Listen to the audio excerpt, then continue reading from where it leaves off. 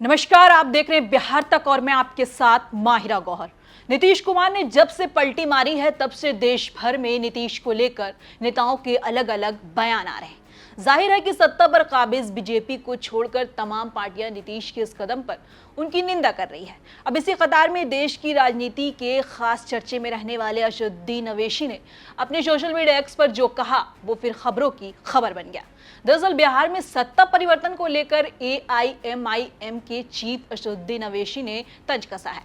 उन्होंने कहा है कि सेकुलरिज्म के चौधरियों ने बीजेपी को 2 बार जितवा दिया, लेकिन गाली सिर्फ उनकी पार्टी को दी जाती है। बता दें, सोशल मीडिया प्लेटफॉर्म एक्स पर ओवैसी ने लिखा कि 2015 से कई बुद्धिजीवियों और नेताओं से मैं गालियां खा रहा हूं, क्योंकि मैंने बिहार में महागठबंधन का साथ नहीं दिया।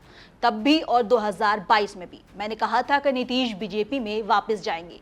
ये उन लोगों की सियासी समझ का साफ सबूत है कि ये हर बार गलत साबित हुए हैं। बिहार की आवाम को अब फैसला करना होगा, या तो आप अपनी सियासी आवाज मजबूत कीजिए या फिर सियासी लाचारी को अपना मुकद्दर बना लीजिए।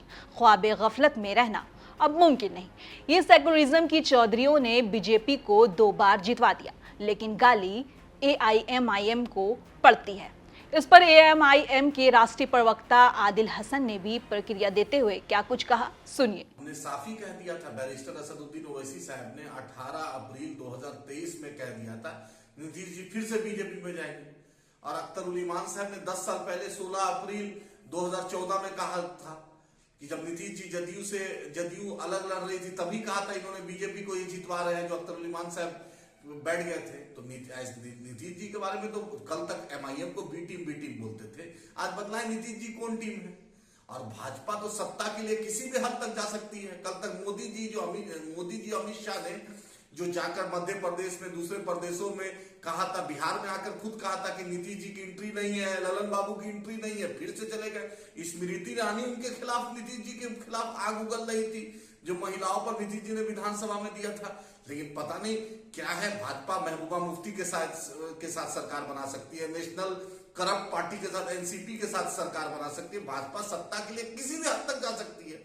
और लालू जी का तो आप जानते ही हैं, सिर्फ परिवार मोह है, चाहते हैं किसी तरह बेटा सीएम बन जाए, डिप्टी सीएम बन जाए। एमआईएम का स्टैंड क्लियर था, हमने मुसलमानों की, दलितों की, सीमांचल की लड़ाई लड़ी और हम आगे भी लड़ते रहेंगे। बता दें, ये पहली बार नहीं जब ओवैसी ने नीतीश को सत्ता पलट पर तंज किया हो।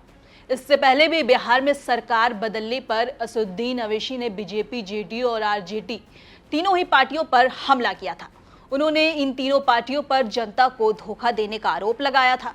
साथ ही उन्होंने नीतीश कुमार को निशाने पर लेते हुए कहा था कि वो अक्सर कहा करते थे कि ओवैसी बीजेपी की बी टीम है, लेकिन अब जेडीयू प्रमुख यानी नीतीश ने बेशर्मी से उनसे हाथ मिला लिया। बता दें, 2020 के लोकसभा चुनाव में सीमांचल में पार्टी ने एक तरफा जीत हासिल किया और मुसलमानों की पहली पसंद बन गई, जिसके बाद कांग्रेस और आरजेडी ने ओवैसी को पार्टी का वोट कटवा कहा।